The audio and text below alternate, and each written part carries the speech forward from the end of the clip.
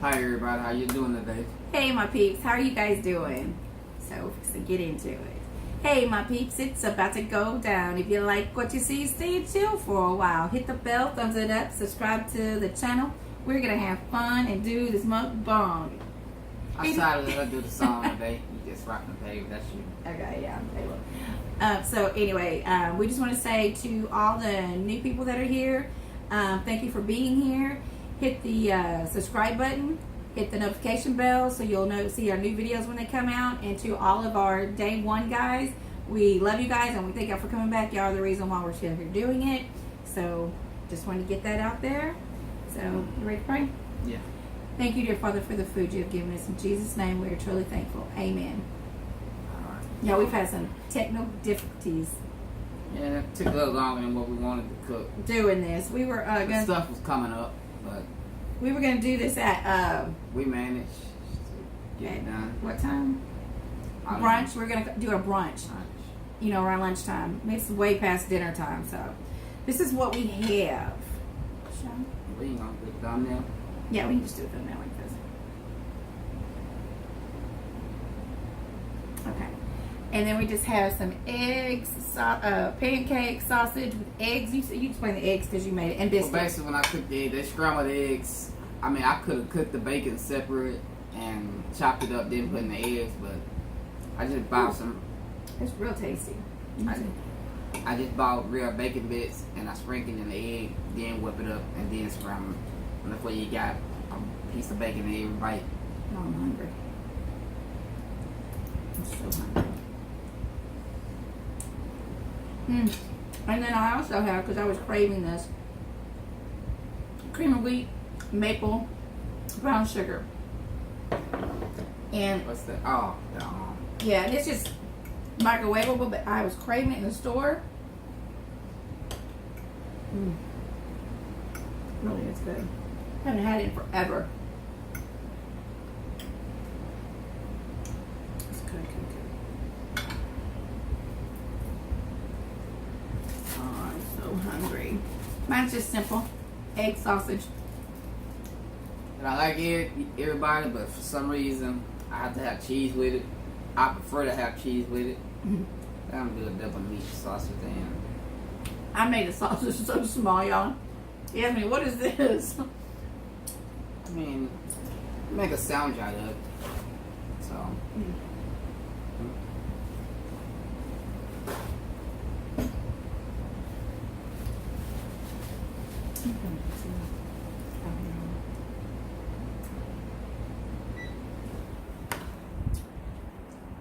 Yes, y'all, this is so good. I've been craving pancakes. I did a waffle not too long ago, but it didn't hit the spot. No, I mean, I didn't do your waffle. I actually did a waffle, and it was my first time doing it. The first one came out pretty good. The second one could have been better, but that was my first time actually using the waffle machine. So The waffle maker, yeah. I told him about the mess I made. yeah, I had to clean it up. I cleaned it up. Because I didn't want you to know I made a mess.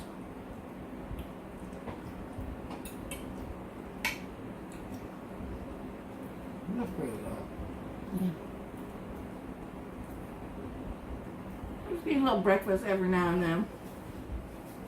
No, never hurt anybody. I'm really not a breakfast type person.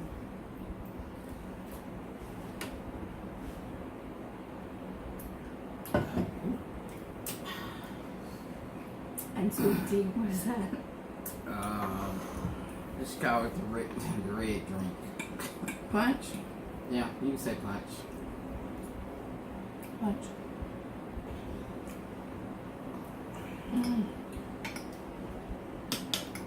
So what everybody been talking about? You've been reading comments and stuff, right? Yeah. That'd be good. So what are y'all having for brunch? Late dinner. It's about 7. It's late for when we were going to originally start doing this. These pancakes are so filling though. All this bread. But enjoy it when I can. Oh, I can have keto pancakes, but they don't taste the same. And I need bread. But I can pick up a little size. And I don't. So he'll still be doing the good yummy stuff. It's about to be yummy, it'll just be different. I'm saying. I mean, can't say it ain't yummy. I like a lot of keto food that I make, but if it's sitting next to yours, that's what made me want to. How to use your imagination.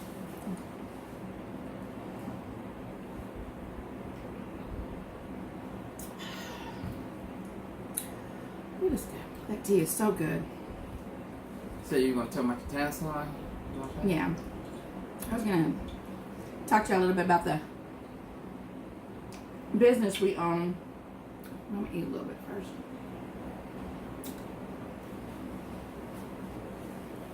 Because I'm hungry.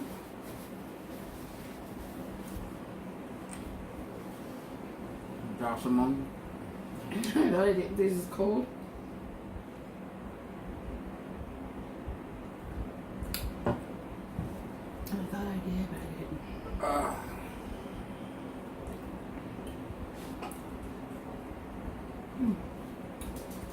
Can I see the plates here? For some reason mine's a little, I don't know. Mine just slow down on mine. But I use section too. You kind of hit me all over. Yeah, he does that. Who else does that? I like to eat in sections. So. Leave in the comments below if you eat like one thing at a time on your plate. The french fries, the hamburger. So you're eating that, your eggs in that, and then this. Yeah.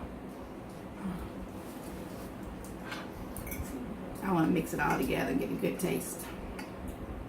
Something may taste good with it.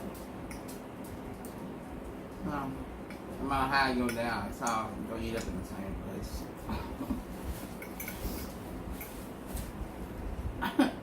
Yeah, I don't even have that visual. I'm not talking about that. Oh. What are you talking about? Rewind back up. Ooh. Man, I could probably deal with just 1 or 2 pancakes. You the one told me to cook 3. I know. I was gonna stop at 2. A piece, of course, but.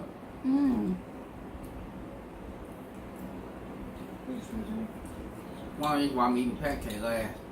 Just in case I get 4, I eat my meat first. Okay. Have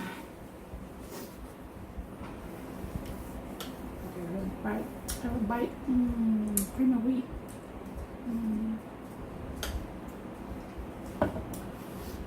Back in 2013, I decided I was gonna retire from TDC, quit, and I wanted to open a tanning salon, which I'd wanted to open my whole life. Well, at the time, we had the perfect timing. Finances were there, so I opened a tanning salon. I took a tanning salon over from this guy who was running in the ground. And it was some work. Excuse me. It was some work getting it up and going. Well, we got there and he had lost a lot of his clients, which he had lied to me about. And the paperwork that he showed me was falsified. Had to be. The sales and everything. So anyway, long story short, we went ahead and we opened it up and we got it going. And with cleaning, with renaming it, revamping it, Sky Race Tanning, it started getting its name. And people started coming in.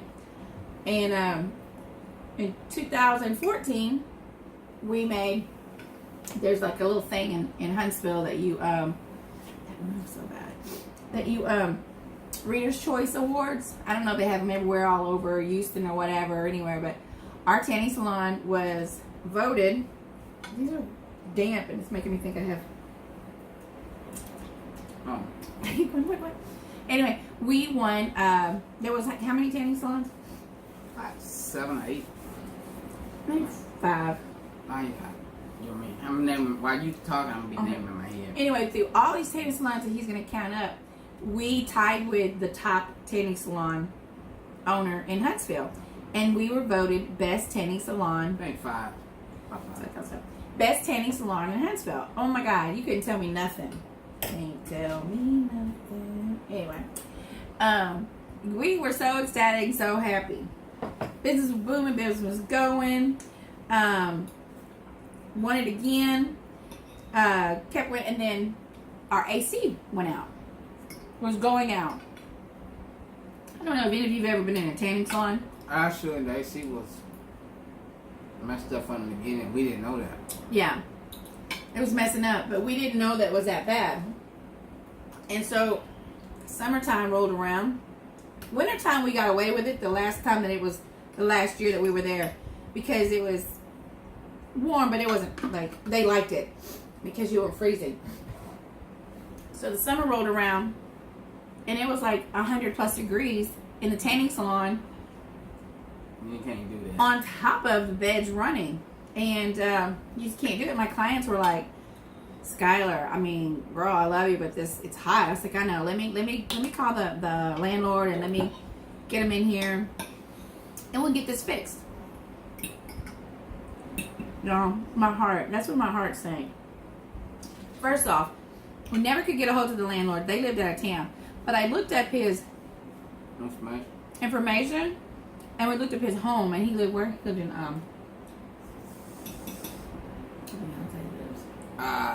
in Houston, but it was like the outskirts. It's where Beyonce lives. Water, what is that? Water what? If I don't know. I mean, Where Beyonce lives. What? I don't know what Beyonce. I mean, I know she's from Houston. The lake? Krill Lake? No. Anyway, I can't think of it. I don't know what Pacific part she lives in Houston. Anyway, it's around the tip of my neck. I can't think of it. But anyway, so we looked up his house. This man has a mansion. Okay, I just said he lives where Beyonce lives in that subdivision. But she has a house up there. This place was beautiful. And here I am. I'm losing money. I can't get anybody to come and fix the AC. Can't even get them to respond. I'm steadily paying the rent for the building. And I'm not getting any response. So I was like, you know what? You finally got a hold of it. No. Who managed the building? Okay, I never got a hold of her. I'll tell you how I got a hold of her is I withheld the check. I didn't pay that month's check. I had the money. I put it to the side. It was all ready to give to them, but I withheld it. This was like 4 months into trying to contact you. It's like 4 months into the AC not messing up, and it's summertime, and our sales had dropped drastically. My clients were like, "Girl, love you, but it's hot." I understood. I had some older people come. I mean, I had my day ones that was. It's already hot with the bed, and sometimes that's stroke type of weather. Yeah, I had like an 80 and a 70-year-old lady that would come in there, and I had to just tell them. I had to like refuse service, and I was like, "Guys, I'm so sorry." And I started doing it to everybody, but I did it with them first because the lady came out and she was like red. And I told her, I was like, "Hey, look, until we get it fixed, I'm going to shut down. I'll refund you your money. I'll get you what you need and everything." And she was like, "Oh, no, honey, it's okay." But I out of good faith, I just couldn't let it happen. So I didn't see the landlord that was taking care of it. She was the property manager. She called me. And I was like, "I've been trying to get a hold of you." "Oh, I know. I've been sick." She was an older lady. "I've been sick." And I don't even know. I don't even know what her excuses were. Long story short, she said, "Well, you need to go look at your contract you took over." Because remember, I took it over from a guy who had lied to me and told me I should have falsified his revenue and everything. It was a learning lesson. I didn't have a lawyer, so when I took it over. But anyway, so in the contract, it states I'm responsible for everything on the inside of the building. She's responsible for everything on the outside of the building. Well, y'all, when I say how many square foot was that? It held 20 beds in one area. It held 3 in front. 3 beds in the front where my office and where the sitting area is at, and where TV and where the tanning solution. We had a spray tan, big machine sitting over here. So this was all in the front. I had teeth whitening. A restroom up front, the washer and dryer areas up front. So it was huge up front. It was I can't remember the size, but when you go through this one door, it held 20 something beds in there. So you can imagine how big that was. So on top was a very industrial big AC that sits on top. And I was like, well, it's on the outside. She goes, but the AC is considered to be on the inside. How is that? But it's like, it's your building, it's your AC, so yeah, ain't you responsible for replacing the AC? So I, after many conversations, and I still didn't pay. I still did not pay that rent. She said she was going to look into it. She never got back to me. Another month passed. I didn't give her that rent check. I held on to it because I knew I was legally obligated to give it to her. But I held on to it. So I contacted a friend, it's a lawyer, and he's like, if it's in the contract, it's in the contract. You can't do, you took that over. And I was like, but it's an AC. He goes, but the way they've worded it, you're screwed. So I said, okay. So basically, they were responsible for the shell of the building. In the outside. So I contacted my mother, and I was like, Mom, we've sunk everything that we've had into this business, you know? We owned our home. We were selling our home just to float this. There's no other way around it. You know, we had to sell our home. We was going to sell the home. The kids were, you know, getting older, and we were thinking about selling. They pushed our hand. We sold it a couple years earlier than what we were gonna sell. So, you know, I told my mom, I was like, Mom, what are we gonna do? What am I gonna do? And my mom goes, well, my mom had a hotel her and her sister owned, and a restaurant. And on top of the restaurant part that was just being used as a storage, she had an AC that was fairly new. And she told me, she goes, you know what, Skylar, you can have it. But when you move, when you leave, you need to bring it because it's very expensive. It was like a $12,000-$13,000 that was a big one. That AC. That hotel was big. So it was for a hotel, kitchen area. So it would have cooled the whole thing. I wouldn't need 2 ACs. Well, that question you forgot to tell me. The building was so big it actually ran 2 ACs. Yeah, the front part had its own AC on the roof, and the back part had its own AC on the roof. The back part's AC was the one that was breaking down. The front part was chugging along. Yeah. So I talked to somebody, and they gave me a quote to tell me how much it would be to put that AC up there, and we were good to go. And I was like, of course, you got to remember, not to cut you off, when you put in that AC, you still got to have money to remove the AC. Yeah. And so it was going to be expensive. And I still didn't pay the rent. And she told me to do what I needed to do, and then we would discuss the whole rent thing. Because I'm sitting here bleeding to death on my business. So I go ahead and I said, okay, we'll do this. I said, drop a contract. And I said, when we move, when we end our lease, because our lease was coming due, I need to sign a new lease. We had taken the other guys over. It was now time for us to sign a new lease. So I said, blah, blah, blah, blah, blah is what I need done. And when we move, I'll take the, we'll just take the AC and we'll pay for the coverage of the AC. And the next person comes in, y'all, she said, no, you have to leave the AC.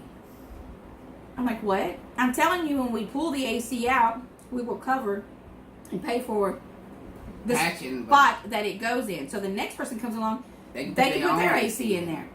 Y'all, she wouldn't budge. She said no. She didn't even. I said, well, can you talk to the owner, because that's ridiculous. I'm not leaving. 15, 20,000. I mean, not 20, but a good 15,000 after everything was going to be done. There. Now you got a free AC. Plus paying $2,000 a month rent. No one said, hey, once you leave, can we discuss? I can just possibly buy that from you. Yeah, she wasn't hearing it. Plus the rent was $2,000 a month. So we were going to just be lost, ass out, basically.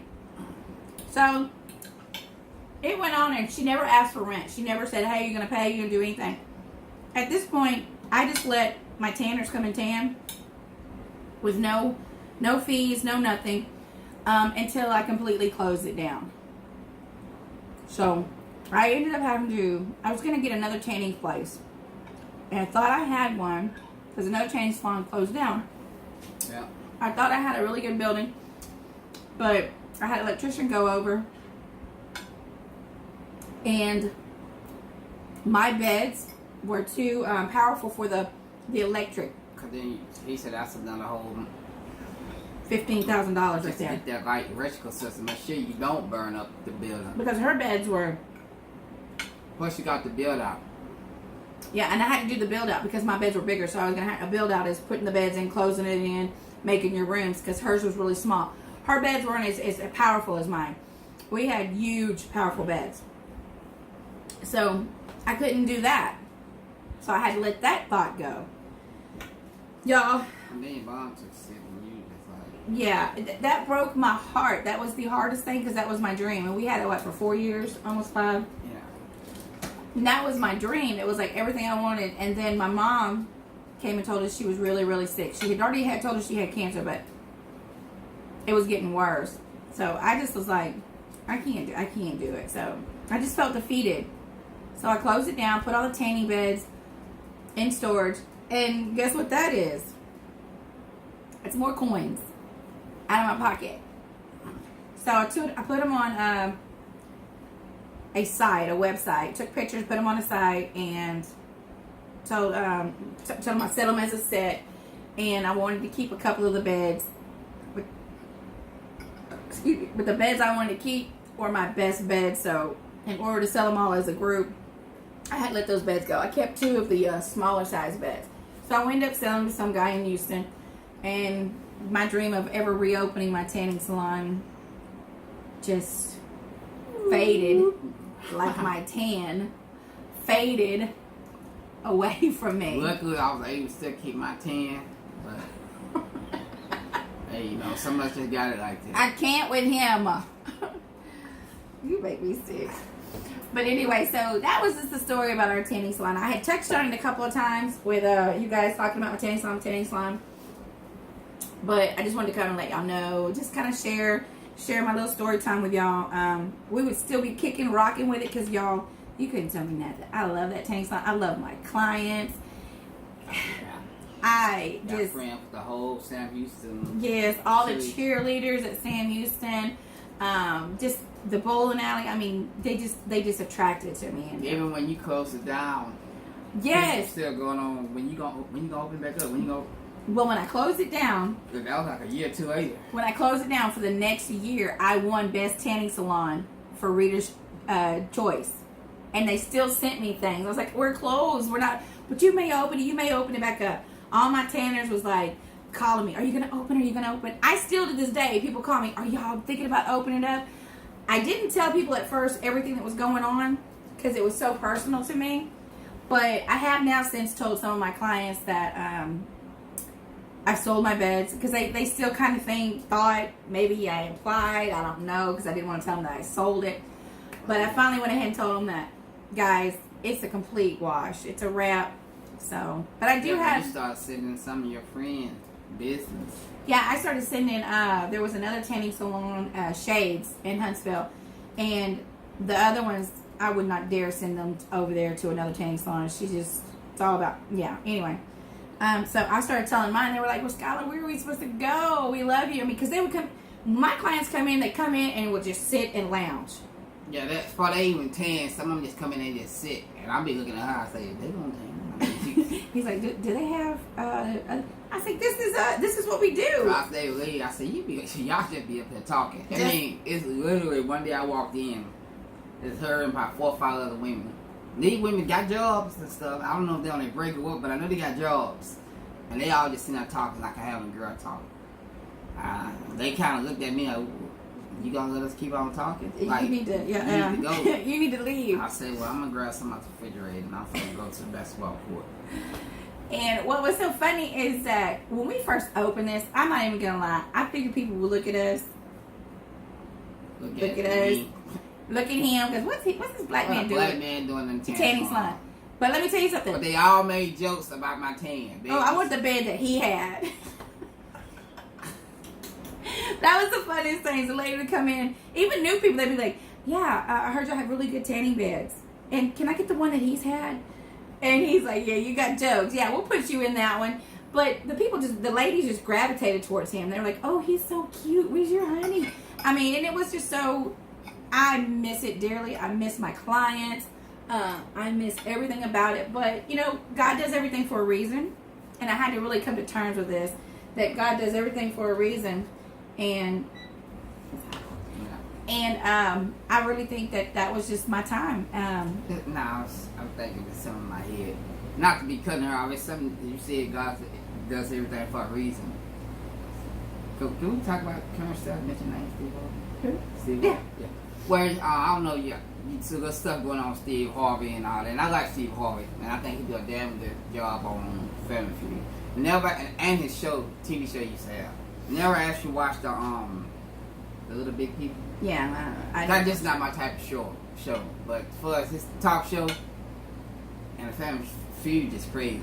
But anyway, he mentioned it, how God don't close one door. One chapter of the book. Okay, well mine's always doesn't close one door without opening another.